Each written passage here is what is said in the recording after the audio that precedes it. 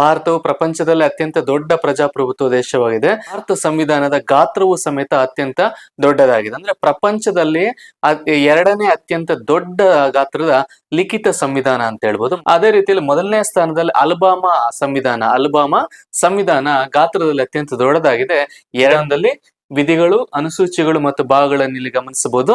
ಅದೇ ರೀತಿಯಲ್ಲಿ ಮೂಲ ಸಂವಿಧಾನ ಮತ್ತೆ ಪ್ರಸ್ತುತ ಸಂವಿಧಾನ ಅಂದ್ರೆ ಅನೇಕ ಬದಲಾವಣೆಗಳಂದ್ರೆ ತಿದ್ದುಪಡಿಗಳು ಮಾಡಿ ಪ್ರಸ್ತುತ ಇದರ ಸಂಖ್ಯೆ ಬದಲಾವಣೆ ಆಗಿದೆ. ಅಂದ್ರೆ ಮೂಲ ಸಂವಿಧಾನ ಮತ್ತು ಪ್ರಸ್ತುತ ಸಂವಿಧಾನಕ್ಕಿರ್ತಕ್ಕಂಥ ವ್ಯತ್ಯಾಸಗಳನ್ನ ನಾವೀಗ ನೋಡೋಣ.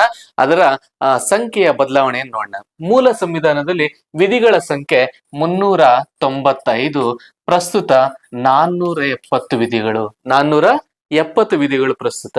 ಅನುಸೂಚಿಗಳು 8 ಅನುಸೂಚಿಗಳು ಮೂಲ ಸಂವಿಧಾನದಲ್ಲಿದ್ದು ಪ್ರಸ್ತುತ 12 ಅನುಸೂಚಿಗಳು. ಪ್ರಸ್ತುತ 12 ಭಾಗಗಳು ಮೂಲ ಸಂವಿಧಾನದಲ್ಲಿ 22 ಭಾಗಗಳಿದ್ದು ಪ್ರಸ್ತುತ 25 ಭಾಗಗಳಿದೆ. ಪ್ರಸ್ತುತ 25 ಭಾಗಗಳಂದ್ರೆ ಮೂಲ ಸಂವಿಧಾನ ಮತ್ತು ಪ್ರಸ್ತುತ ಸಂವಿಧಾನ. ಇದು ಒಟ್ಟಾರೆ ಈ ಬದಲಾವಣೆಗಳೆಲ್ಲವೂ ಸಮೇತ 106 ಬಾರಿ ಭಾರತದ ಸಂವಿಧಾನ ತಿದ್ದುಪಡಿಯಾಗಿದೆ. ಪ್ರಸ್ತುತ ಇಲ್ಲಿವರೆಗೂ ಭಾರತದ ಸಂವಿಧಾನ ಎಷ್ಟು ಬಾರಿ ತಿದ್ದುಪಡಿಯಾಗಿದೆ? 106 ಬಾರಿ ತಿದ್ದುಪಡಿಯಾಗಿದ್ದು ಇದರ ಬದಲಾವಣೆಯಾಗಿರ್ತಕ್ಕಂಥ ಗಾತ್ರ ನಾವಿಲ್ಲಿ ನೋಡಬಹುದು.